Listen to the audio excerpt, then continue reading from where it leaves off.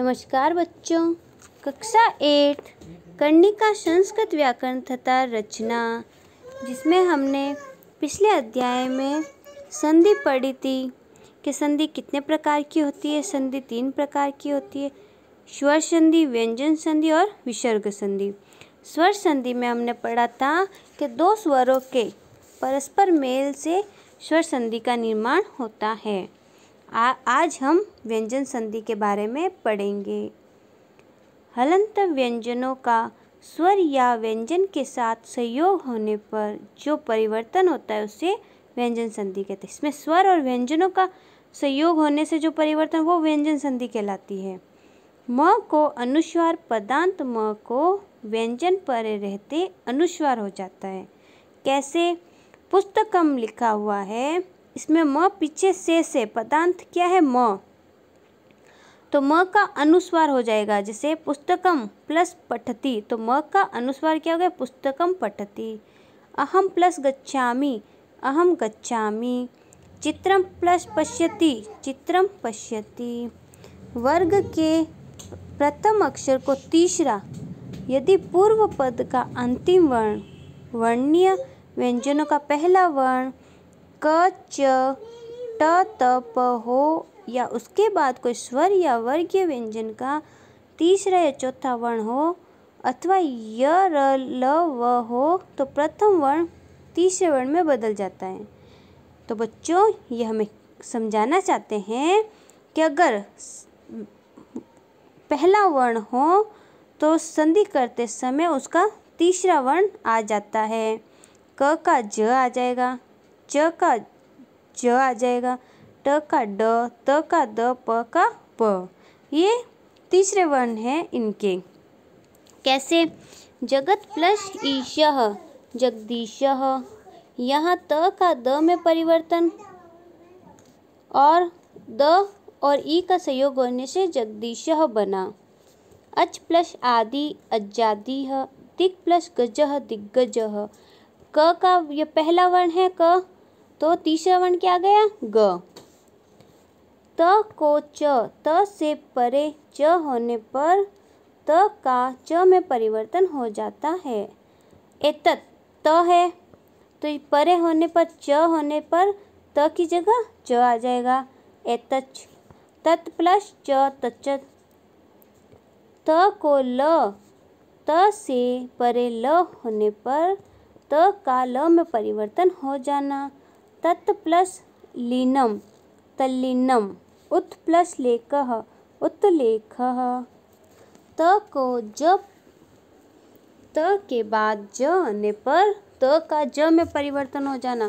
त के बाद ज आए तो ज की जगह त का ज में परिवर्तन हो जाएगा। जैसे सत प्लस जीवनम, सज्जीवनम। विपत् प्लस जालम, विपजालम। र का लोप और दीर्घ। यदि र के बाद र हो, ये आधा र है, आधे र के बाद र हो तो पहले र का लोप हो जाता है और उसमें पहले ह्रस्व स्वर का दीर्घ हो जाता है। जैसे दीर्घ प्लस रोगः, निरोगः। नीर प्लस रोगः, निरोगः। तो नी के पीछे जो र था वो हट गया, ये रोगः हो गया। यहाँ नीर के र का लोप, र से पहले ह्रस्व ई है तो उसका दीर्घ ई में परिवर्तन होकर निरोगः बन गया। निर प्लस रसः, निरसः। पुनर् प्लस रमते, पुनर्रमते।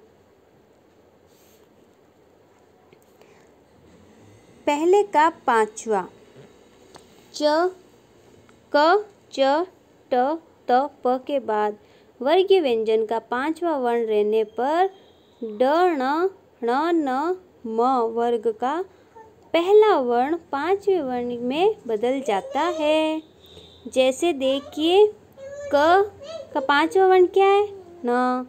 च का ण, ट का ण, त का न, म, प का म, ये पांचवें वर्ण हैं।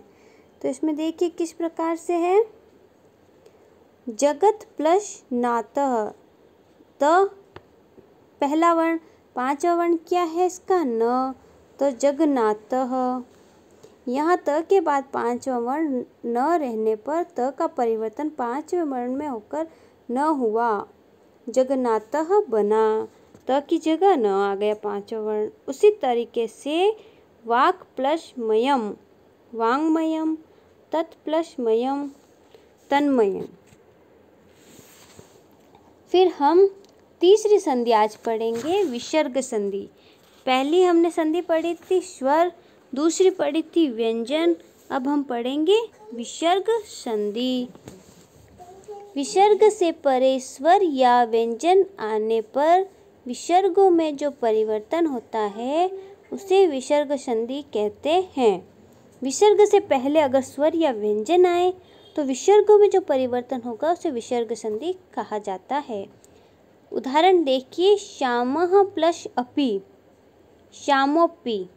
विसर्ग का ओ हो गया। यहाँ जो श्याम के पीछे विसर्ग था उसका ओ हो गया, तो श्यामोपि। हरिः प्लस उवाच, हरिरुवाचः। विसर्ग को र हो गया। यदि विसर्ग से पूर्व अ हो और उससे परे अ के अतिरिक्त कोई अन्य स्वर हो तो विसर्ग का लोप हो जाता है। यदि विसर्ग से पहले अ हो और अ से परे अ के अतिरिक्त कोई अन्य स्वर आ जाए तो विसर्ग का लोप हो जाएगा। जैसे रहीमः प्लस इच्छति, रहीम इच्छति। सिंह प्लस इदानीम, सिंह इदानीम। रामः प्लस आगच्छति, रामः गच्छति। गजः प्लस उत्सहते, गज उत्सहते। इसी तरह यदि विसर्ग से पूर्व अ हो तथा विसर्ग से परे फिर अ हो तो विसर्ग का ओ हो जाता है, दूसरे अ को पूर्व रूप हो जाता है। कैसे? जैसे रामः प्लस अवदत्, राम के पीछे अ है, म प्लस अ मिलकर म बना। इधर भी अवदत् में भी अ है तो ये ओ हो जाएगा, रामो वदत्। चंद्रः प्लस अयम, चंद्रोयम। पुरुषः प्लस अपि, पुरुषोऽपि। तीसरा है, यदि विसर्ग से पूर्व अ हो तथा विसर्ग के बाद किसी वर्ग का तीसरा, चौथा या पांचवा वर्ण हो या य, र, ल, व हो, इनमें से कोई वर्ण हो तो विसर्ग को ओ हो जाता है। इसमें भी ओ हो जाएगा। जैसे मयूरः प्लस नृत्यति, तो र है, यहाँ पर पीछे अ है, र प्लस अ मिलकर र बना।